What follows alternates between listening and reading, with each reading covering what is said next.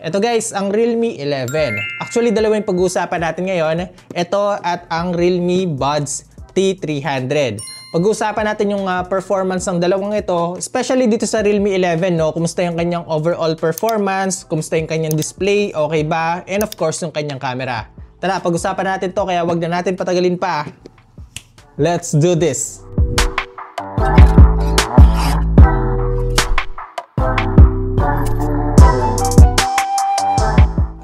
Okay, so as of now, wala akong idea kung magkano ang official price nitong Realme 11 4G dito sa atin. Pero kung ako yung pahuhulaan nyo, siguro around 14,000 pesos. If ever naman na meron na itong official price, ilalagay ko naman dyan sa description box para may idea kayo. Anyway, unbox na natin to tapos pag-usapan natin yung design.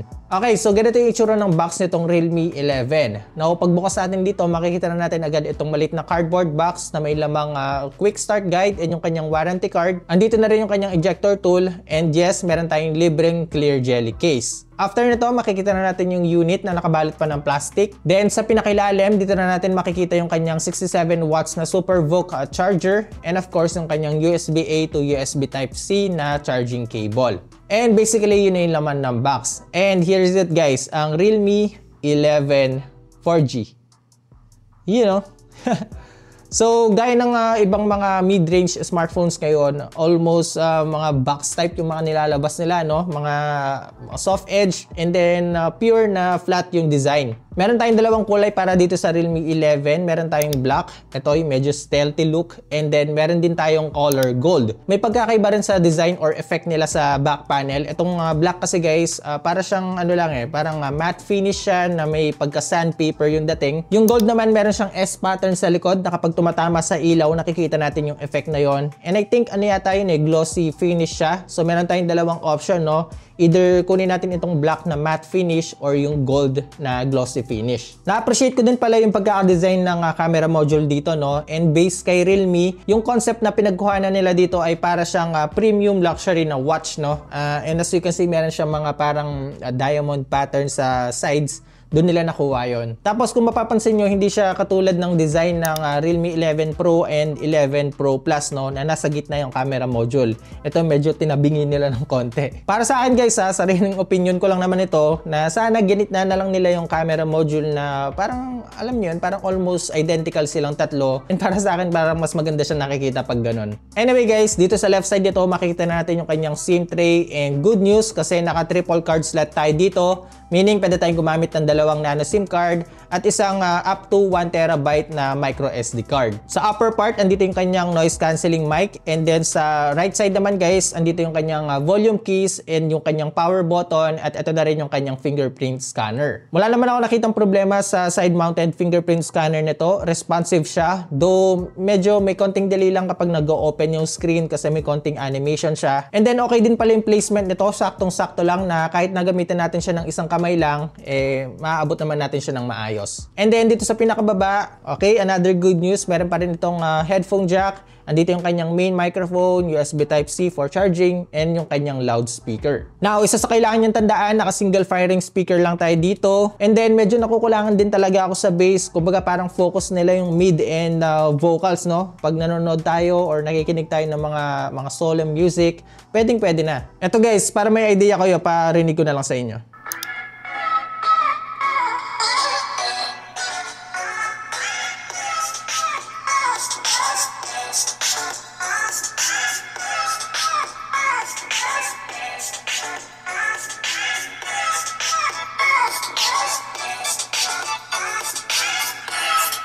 Now, pagdating naman sa display nitong Realme 11 4G, nagustuhan ko rin siya, no? Meron siyang 6.4 inch na screen size and then 90Hz na yung kanyang refresh rate at meron siyang 360Hz na touch sampling rate, kaya smooth siya and responsive. Bukod pa dito ay naka Super AMOLED na yung kanyang panel, up to 1000 nits yung kanyang peak brightness, and protected siya ng Corning Gorilla Glass 5. Ito pa yung maganda, meron siyang naka pre-installed na screen protector. So, bawing-bawi ka pagdating sa display. Ngayon, sa mga nakakakilala sa akin, alam alam nyo na i-mention ko to, no? Yung placement ng punch hole niya. Yes, punch hole siya, pero mas gusto ko nasa gitna siya. Pero alam ko yung iba sa inyo gusto yung ganitong placement kasi pag naglalaro kayo ng naka-landscape, natatakpan siya ng daliri natin. Good news din kasi naka-Widevine L1 na rin to, so makakapanood tayo ng HD sa Netflix and other streaming platform. Sa display settings nito, of course, nandito pa rin yung ating light mode and dark mode. Meron tayong auto brightness, guys, or adaptive brightness. Pwede natin palitan yung screen color temperature and yung mismong overall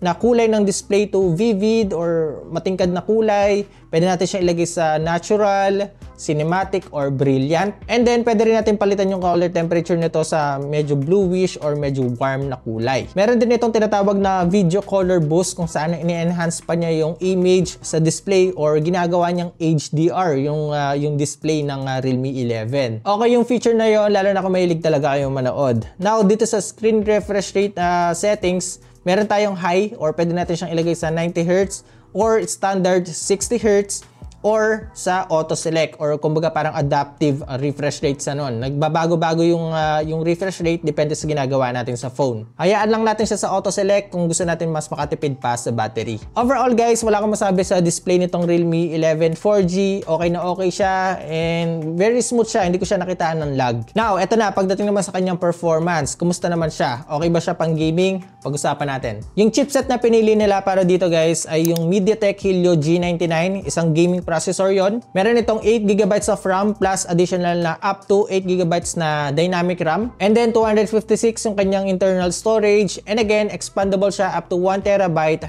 via micro SD card. 5,000 mAh battery yung meron dito at supported siya ng 67 watts na Super VOOC charging. And yun yung isa sa key feature na meron dito sa Realme 11, yung mabilis na pag-charge.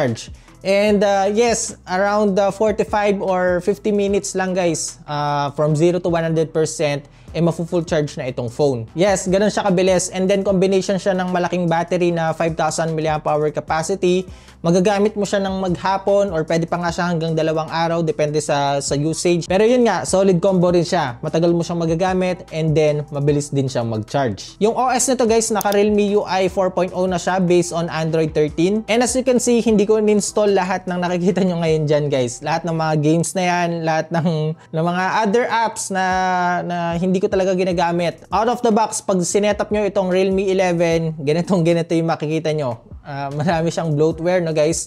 Though pwede naman natin siyang i-uninstall or tanggalin mismo sa phone. Pero alam niyo yon, maganda sana kung pagkabukas mo pa lang ng phone, malinis na siyang tignan. Malinis na siyang tignan. Muntik pa nahulog na ganun ko lang. Yun lang naman yung pinaka-downside na nakita ko dito guys. Pero when it comes to personalization or yung pag-customize sa UI ng Realme 11, okay para sa akin yung Realme UI 4.0. Marami tayong pagpipilian na effect or design sa always on display. Meron tayong mga themes na available. Yung isa sa nagustuhan ko dito yung pag-customize sa icons, no? Pwede natin siya palitan, i-resize, pwede natin tanggalin yung app theme, and also pwede tayong maglagay ng ibang ng icon style. So basically, ang sinasabi ko lang dito one of the best Android skin pa rin itong Realme UI na talagang until now na-optimize pa rin nila at mas lalo pa rin nilang napapaganda. Now, pagdating naman sa gaming, sinubukan ko siya una sa Call of Duty Mobile at ito yung graphic settings na nakuha natin. Pagdating sa gameplay guys, okay naman siya. Wala akong nakitaan ng lag or hindi siya yung bigla na lang mag-i-stop, no? Tuloy-tuloy yung paglalaro ko dito guys and nagustuhan ko siya. Nag-enjoy ako sa performance ito.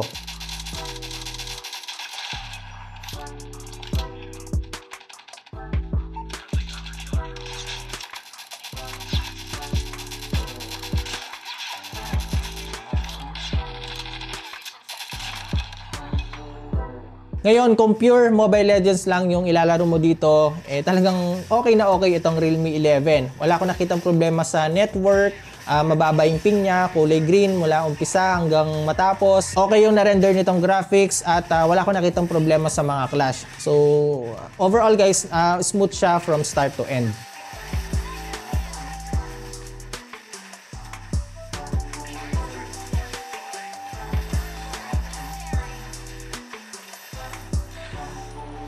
Bago natin pag-usapan yung camera nitong Realme 11, pag-usapan natin na mabilisan itong Realme Buds T300. Quick specs nito, meron siyang spatial audio effect and then meron siyang ultra low latency, Meron siyang Bluetooth 5.3 connectivity, which is yung pinaka-latest na Bluetooth connectivity ngayon. And then, meron siyang 12.4mm na dynamic bass driver. Meron siyang active noise cancellation and up to 40 hours yung kanyang total playback. Sa loob ng box, meron siyang quick start guide. Meron tayong maiksing USB-A to USB Type-C na charging cable. At meron itong mga extra ear tips. So, ganito yung itsura niya guys. Napakasimple lang. Matte finish siya. And then, manipis lang yung mismong charging case. Kaya pwede natin siya mabulsa. And then, pagdating sa earbud, meron siyang stem na maiksi. Tapos, combination siya ng glossy and matte finish, which is nagsuon ko. Tapos, yung medium ear tip na nakalagay ngayon dito, saktong-sakto siya sa tenga ko, no? Sa butas ng tenga ko. So, kahit na gumalaw-galaw ako or kung gagamitin natin siya pang jogging, sa gym, pag nag-workout tayo or kahit na sobrang likot lang talaga natin, hindi siya basta-basta nauhulog. Para sa controls nito guys, meron siyang touch sensitive control, meaning tap lang guys or hold. Wala siyang physical button. One of the key feature na meron dito sa Realme Buds at T300 ay supported siya ng Realme Link app. So dun guys, kapag kinonect natin siya sa phone natin, makikita natin lahat ng settings na pwede natin galawin. Naka-indicate sa app yung battery level, yung noise control, pwede natin siyang ilagay sa noise cancellation or sa transparency mode. And then pangalawang key feature na meron dito is meron siyang spatial audio, no? Kapag in-on natin to guys, magkakaroon tayo ng kumbaga parang surround sounds. Very effective yon, lalo na nung tinry ko siya kapag nakikinig ng music. Sa music kasi parang nai-imagine ko na nandun ako nasa mismong stage ako, no? Kung saan tumutugtog or kung saan nagre-record. So parang ganun yung effect niya. Kapag naman nanonood tayo ng movies or vlog, mas maganda na naka-off siya. Bukod pa dito guys, meron siyang game mode o yung kanyang low latency mode na very effective naman kapag nanonood din tayo ng mga movies para alam nyo nakasync yung audio sa pinapakinggan natin or pinapanood natin. And of course sa gaming. And other settings na pwede pa natin kalikutin like yung kanyang controls, pwede natin ibahin yung gestures. Sa mga maghahanap naman ng audio quality ng microphone nitong Realme Buds T300, kung ano yung narinig nyo ngayon guys, ito yung galing dito sa earbuds na to. Test, microphone test, 1, 2. Hello, microphone test. Hello, hello, microphone test, microphone test. Sa sound quality naman mismo nitong T300, nagustuhan ko siya guys. Kahit na naka full volume na siya or nasa max volume, hindi basag yung tunog niya or kumbaga buo pa rin yung bass, hindi siya yung distorted. And then solid na solid yung kanyang sound quality, kumbaga parang separated yung mga frequencies, no? Malaki yung sound stage niya. And then yun nga, nakatulong din yung special sound feature nitong T300 para mas mabuo pa yung tunog na pinapakinggan mo. Okay, so balik na tayo sa camera nitong Realme 11. So para dito yung camera setup niya, meron tayo dito ang 108 megapixel na main camera, tapos meron siyang 2 megapixel na portrait lens. Sa harap naman guys, meron tayong 16 megapixel na front camera. Ito naman yung mga sample shots na nakuha ko dito sa Realme 11 at unahan ko na kayo guys, nagustuhan ko siya. Satisfied naman ako sa mga shots na nakuha ko.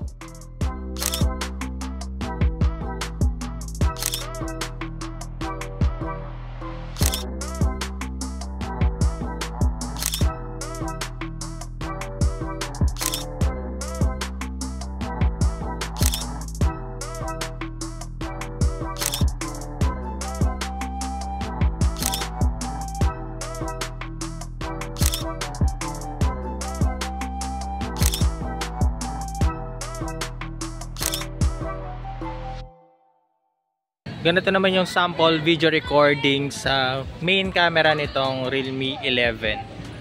Ayan, 1080p 30fps guys.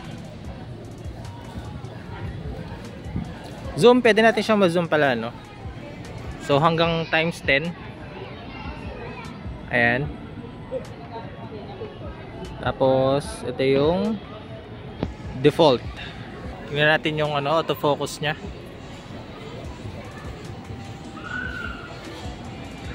Kailangan natin pindutin yung focus sa parang focus button niya dito sa screen.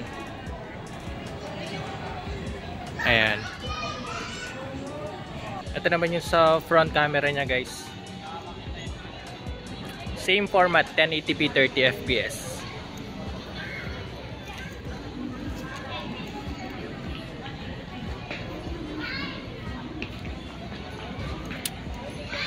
Palagay nyo. Ito naman guys yung dual view video dito sa Realme 11. Laging paborito ko to kaya Kapag may ganito sa smartphone, gustong-gusto ko siya. Pwede natin palitan yung layout pala guys, no? Pwede natin pagpalitin, pwede natin palitan yung shape ng parang sa overlay niya. Or ganito, kumbaga parang side by side yung layout. And that's it guys for today's video. Yun na po yung review natin dito sa Realme 11 4G. So ito lang guys, balikan ko lang yung mga nakita ko dito na I think pwede pa nilang ma-improve. So number 1 is naka single firing speaker lang siya. Pangalawa guys, actually hindi naman siya con or downside, no.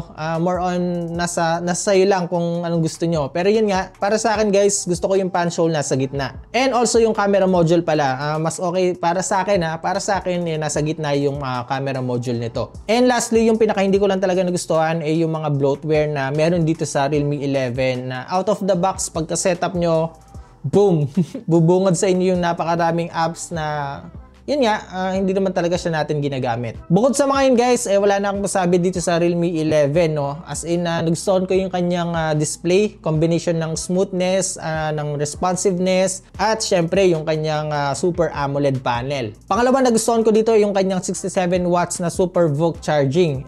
Napakabilis talaga niyang mag-charge guys. Sa 15 minutes na pag-charge dito or 20 minutes, nasa around 50% na agad yung makukuha nito. So kung naghahanap kayo ng smartphone na bagay sa lifestyle nyo, lalo na kung madalas kayo nagmamadali talaga sa buhay, no? Yung nakalimutan nyo mag-charge and then ilang minutes na lang kailangan nyo nang lumakad or umalis, bagay na bagay sa inyo itong Realme 11 na may fast charging. And lastly guys, yung kanyang camera. Sobrang nagustuhan ko talaga siya, lalo na yung kanyang main camera. Maganda yung mga nakuha kong picture na kumbaga parang upload na lang, wala na akong kailangan pang i-edit. Kaya guys, anong pinaka nagustuhan nyo dito sa Realme 11? Comment down below, pag-usapan natin yan. Alright, so paano ba yan? Hanggang dito muna sa ngayon. Ako nga pala si Poy, unboxing anything just for you. Nice!